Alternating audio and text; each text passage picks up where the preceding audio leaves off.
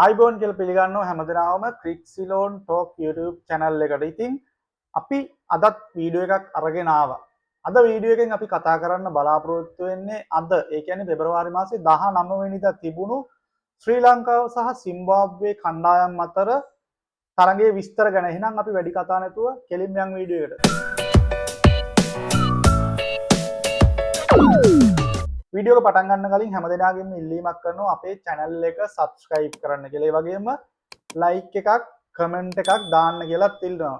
ඉතින් එහෙනම් අපි යන් කෙලින්ම මාතෘකාවට. අද ඒ කියන්නේ පෙබරවාරි මාසේ 19 වෙනිදා තිබුණ කොළඹ ආර් ප්‍රේමදාස පිට්ටනියේදී ශ්‍රී ලංකාව සහ සිම්බාබ්වේ කණ්ඩායම් අතර තරගයක්. මේ තරගය ඇත්තටම ප්‍රදර්ශනාත්මක තරගයක් විදිහට තමයි තිබුණේ. මොකද මේ වෙනකොටත් group B එක ඒ කියන්නේ B කාණ්ඩයෙන් සුපිරි 8 දෙනාගේ වටයට තේරෙන කණ්ඩායම් දෙක තේරිලා ඉවරයි. ඒ ශ්‍රී ලංකාව සහ සිම්බාබ්වේ. ඉතින් නමුත් මේ තරගය කලින් යෙදිලා තිබුණු තරගයක් නිසා අද මේ තරගය පැවැත්වුණා. ඉතින් මම කලින් වීඩියෝ එකක් කරා මේ සම්බන්ධව අද තරගයට ක්‍රීඩා කළ යුතු සංයුතිය ගැන. ඉතින් ඒ සංයුතියේදී මම කල්පනා කරා අද තරගයේදී බෙන්ච් එකට අවස්ථාවක් දෙයි කියලා. ඒ කියන්නේ අපේ ජනිත් ලියනගේ, චරිත් අසලංක, ප්‍රමෝද් මදුෂාන් ඔය වගේ අපේ ගහපු නැති සෙට් එකට අද අවස්ථාවක් දෙයි කියලා. මොකද මේ මැච් එක දිනුවා හෝ පෙරදුනා කියලා අපිට වෙනසක් වෙන්නේ නැහැ. මොකද මේ වෙනකොටත් අපි සුපිරි 8 දෙනාගේ වටේට තේරිලා ඉවරයි.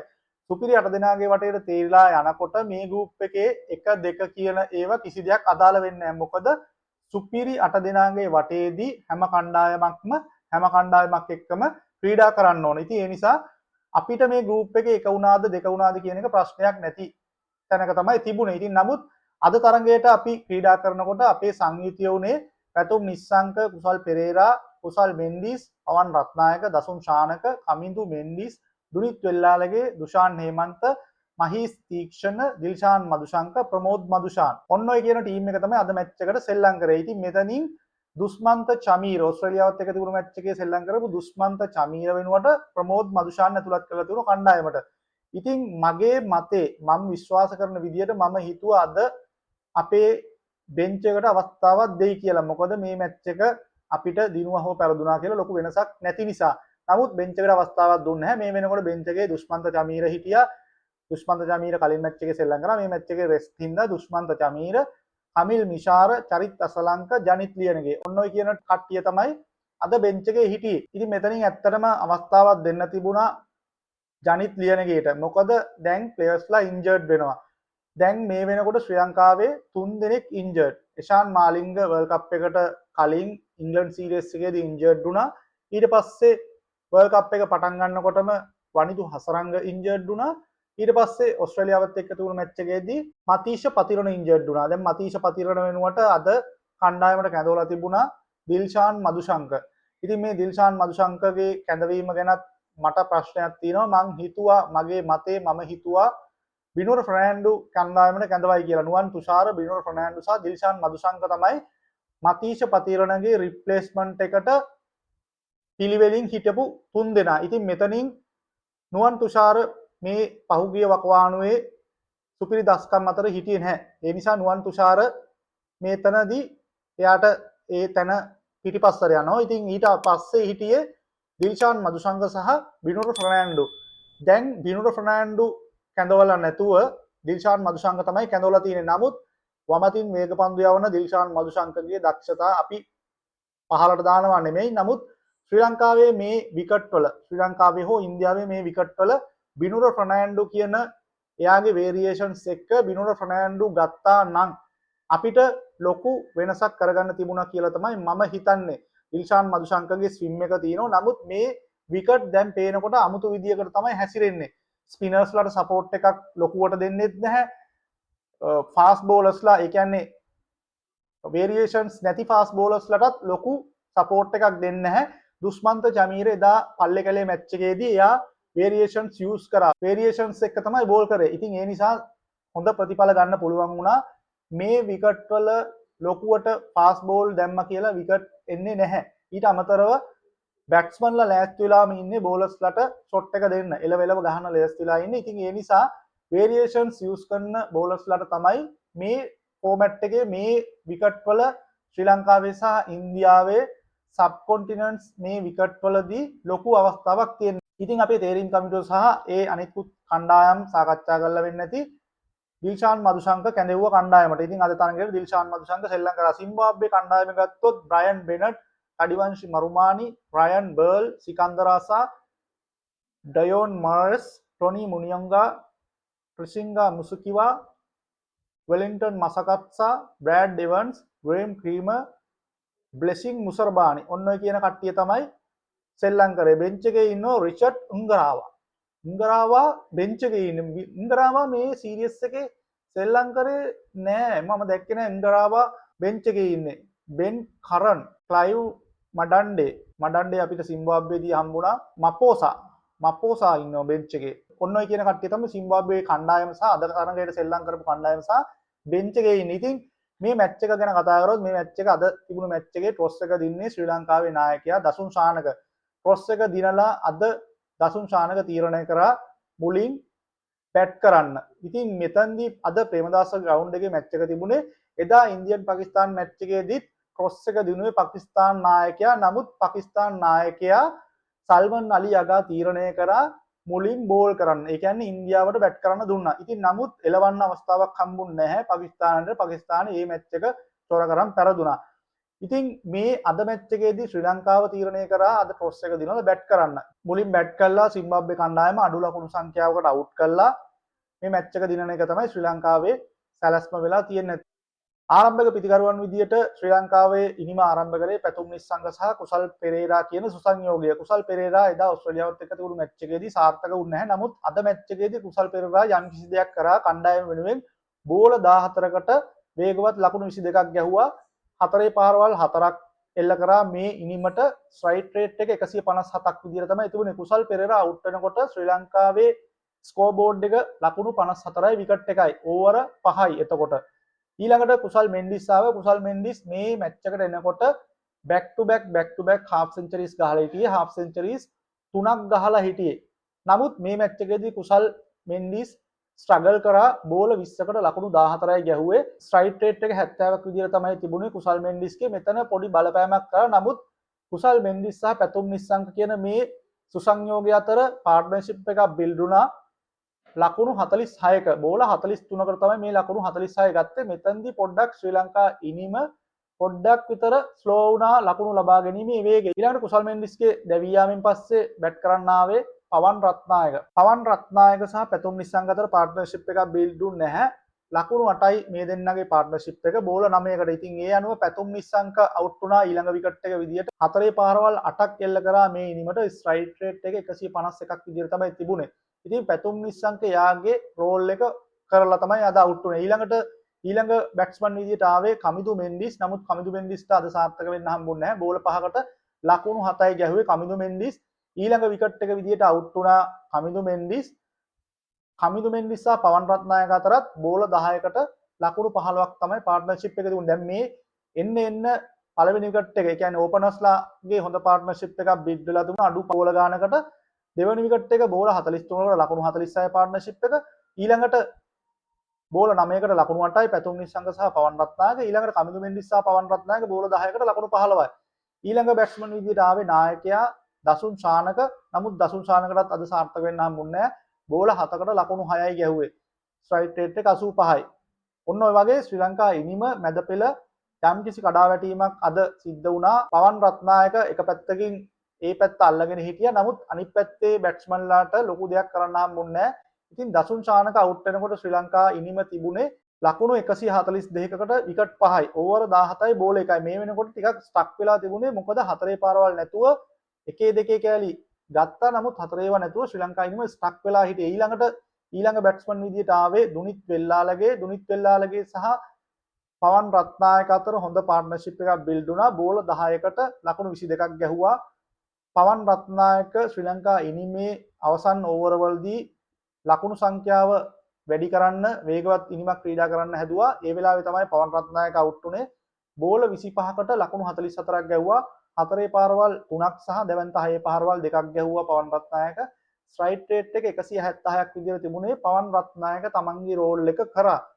එයා ලකුණු සංඛ්‍යාව වේගවත් කරන්න අන්තිම ඕවර් වල තමයි ලකුණු සංඛ්‍යාව වේගවත් කරන්න ගිහිල්ලා තමයි පවන් රත්නායක අවුට් වුණේ.